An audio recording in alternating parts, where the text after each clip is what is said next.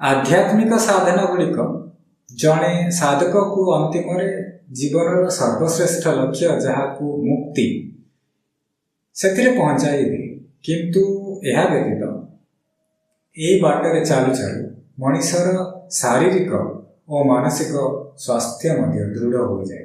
यही वीडियो रे मैं विशेषकर मानसिक स्वास्थ्य विषय चर्चा करी।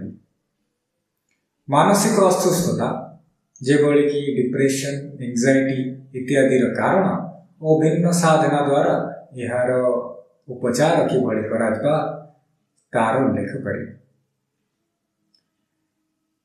मानसिक असुस्थता सबु समय रही आसी किंतु आज आम यही समय बंचु अच्छे जोठी डिप्रेशन और एंजाइटी तार चरम सीमार पहुंची जेभली परिस्थिति अच्छी यह आहरी वृद्धि पाइबार अनुमान करा जाउछि। घरे घरे लोक माने पीड़ित किंतु यह को विशेष महत्व दि जाउ नहीं। यह पछरे बहुत गभीर कारण मध्य अछि। प्रथम कारण जे शारीरिक व्याधि सहजरे डायग्नोज करी हो किंतु मानसिक जंत्रणा को चिन्हट करबा कष्ट। यह विषय जागृतता नथिबारु लोक माने बहुत हालुकार नियंती आउ तार निवारण पाई किछि प्रयत्न न थाए। हाथ किंबा गोड़टी भांगी गले बाहर को दिसिब किंतु मन भितर जंत्रणा केवल सेई पीड़ित ही अनुभूति करे। सेथिलागी आम परिपार्श्वर लोकंकर ए सबरे सहानुभूति न थाए। आम समाज भी तार अज्ञान हेतु ए पर्यंत मानसिक पीड़ा को विशेष स्वीकृति दे नहीं। आम समस्ते वस्तुवादितार निशारे निजको अन्य मनस्क करि चलछु किंतु भितर भितर महामारी व्यापी चलछि। ए सत्य को निजे किछि समय शांत बसी अनुभूति करतु। एकांत रे बसी निज अस्तव्यस्तता को किछि समय परीक्षा करंतु जे कौन 5 मिनिट भी किछि भयदायक चिंता न करी बसी पारुछंती। ऑफिस रे से कामटी हैला कि नहीं, मिस्त्री मोठू किछि अधिक पैसा नहीं गला कि मो संबंधी कहीं पर्यंत फोन करी नहीं का गोड़ बिंधा होची डायबिटीज हो गला कि एभली असंख्य चिंता मुहूर्तटीए भी मन को आराम नहीं। जदि भय पूर्ण चिंता न आसुची तेबे विषादर चिंता पुराना संपर्क और परिस्थिति मन पकाई तार भितर गुड़े तुड़े हो चलछि। मनर एभली स्वभाव हो जाइछि जे से वर्तमान रहिबा को चाहू नहीं। अतीत किंबा भविष्य दिया मारी चलछि किछि श्रृंखला नहीं चिंता रे। यही मुहूर्त भविष्य डर किंतु आगामी समय अतीतर विषाद आउ लाचार मनीष ए डर और विषादर चक्रव्यूह फसी घांटी हेउछि। मनीष लाचार कहीं से मनर नियंत्रण हराई देछि। मन ताकू भयभीत कराउछि तो सी भली नाचुछि आउ जेबे ताकू विषाद कराउछि तो सी पुणी सही भली नाचुछि। जेबे तुमे मनर नियंत्रण रे न थाओ ओ प्रति मुहूर्त रे कौन हेबो मोर सही रोगटी हे गला कि समाज कौन कहबो सी मोठू बेसी पैसा नहीं गला कि इत्यादि भली भय सृष्टि होई चले। ए भली अवस्था को एंजाइटी कहा जाए।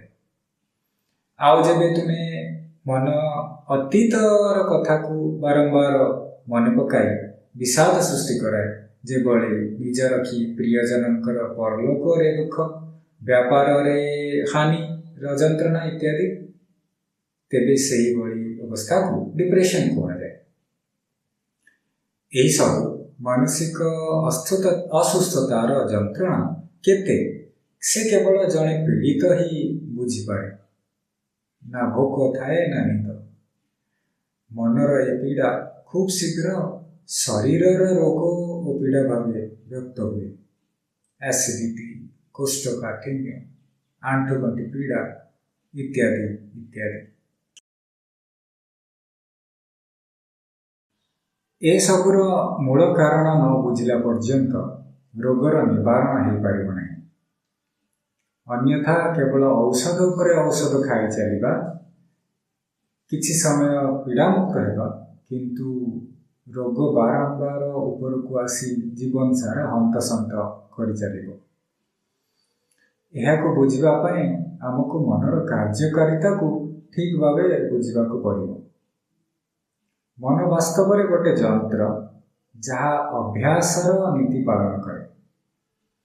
ताकू जो भाई अभ्यास करेबो से ताकू आधार करी आपे आपे कार्यकारी चलिबो।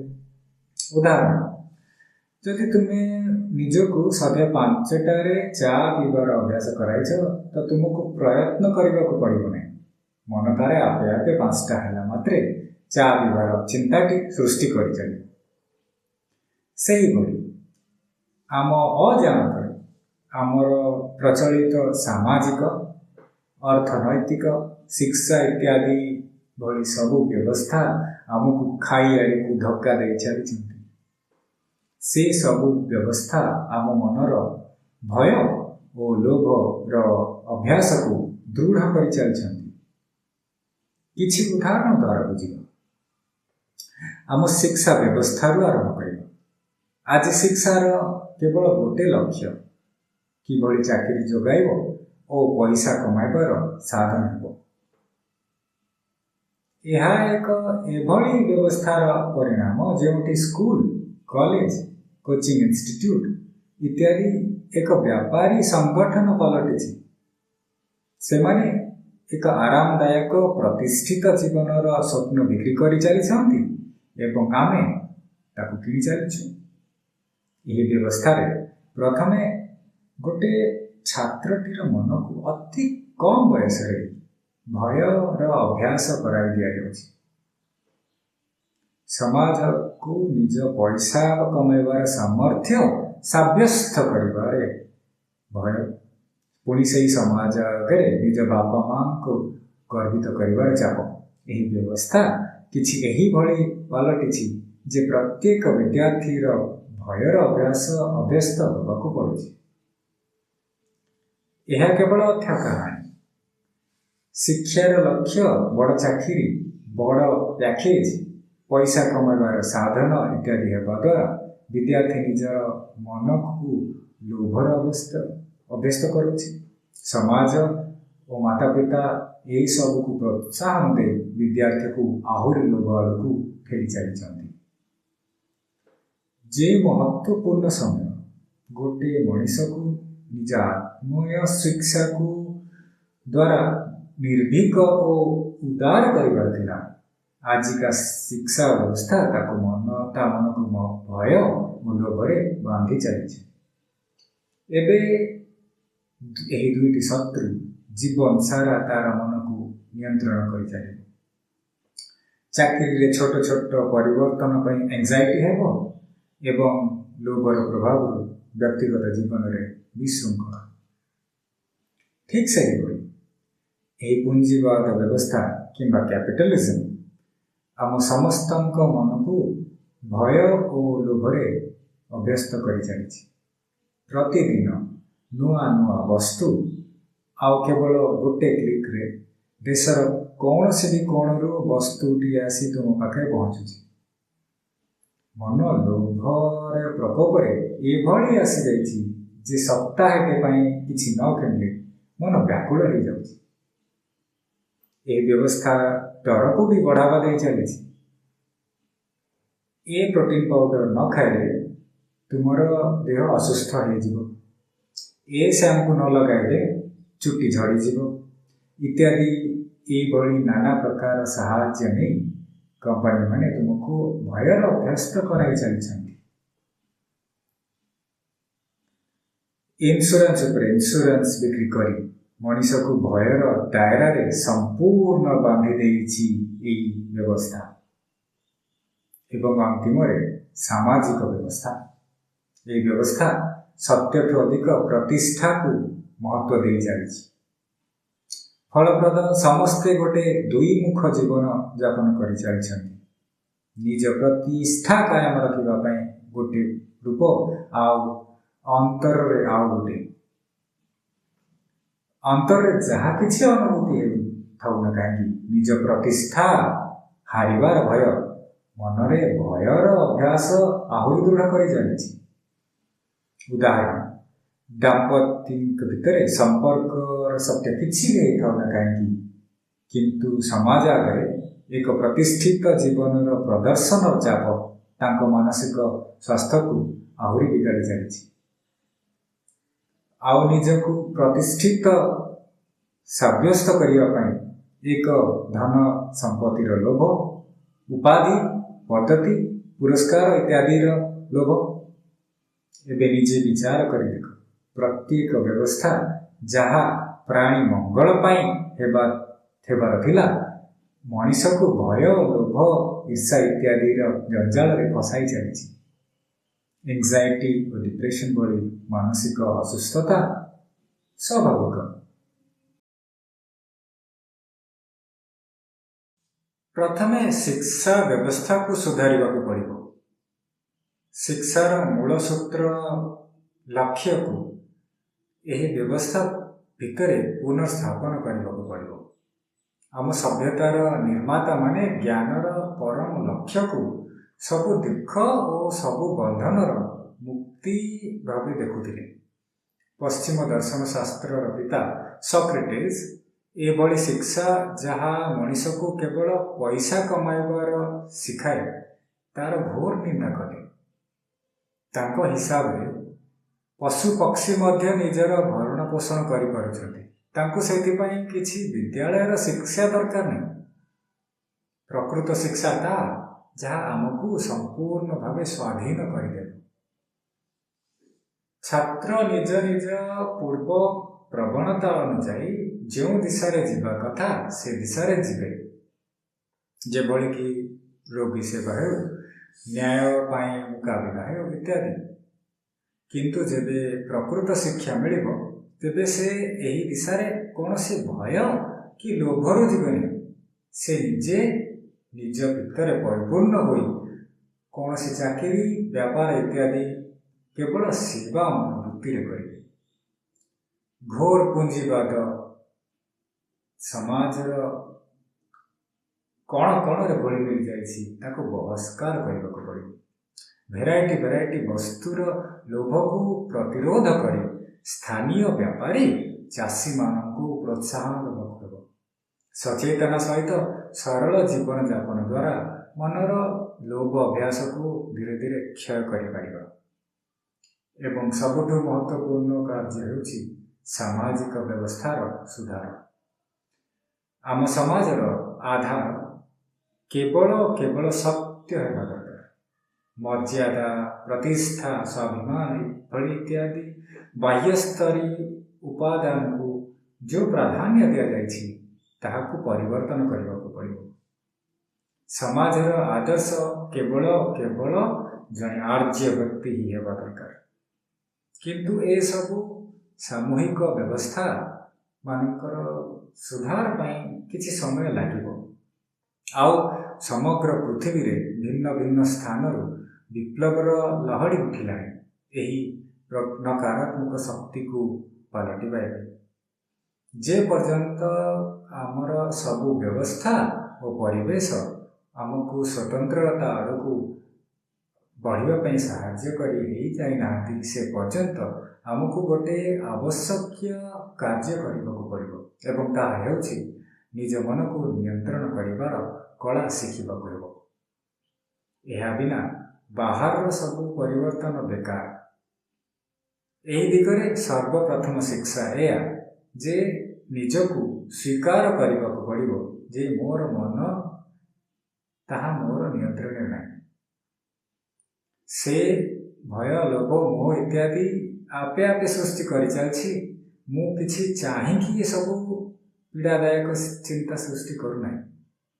जे भी यह स्वीकार कर पारले तेबे यह स्पष्ट जना पड़िबो जे वास्तव में बाहर कौन व्यक्ति वस्तु इत्यादि सबू नकारात्मक चिंता दायी नुहति जहाँ आमको एंजाइटी और डिप्रेशन भली अवस्थार सम्मुखीन कराउछि। यह दुर्भाग्यवशतः मोर मनर अभ्यास हो जाइछि जहाँ मोर नियंत्रण बाहर। यही प्रथम पादटी आमको उन्नति रास्तार खूब शीघ्र आगको नेब। जी स्वीकार करिपारला जे त्रुटि बाहर मो मनरे आउ केवल मु ही ताको ठीक करिपारिबी सीए निश्चय तार समाधानर साधन खोजिब। एबे यह बरर पदपेक्ष होछि निज स्वभाव अनुसार गोटे उचित साधन खोजिबा एवं ताहाकु निष्ठा सहित अभ्यास करिबा। समय तो लागिबो काहेकि ना मनर अभ्यास बदलाइबा सहज कथा नुहे किंतु संपूर्ण भावे संभव।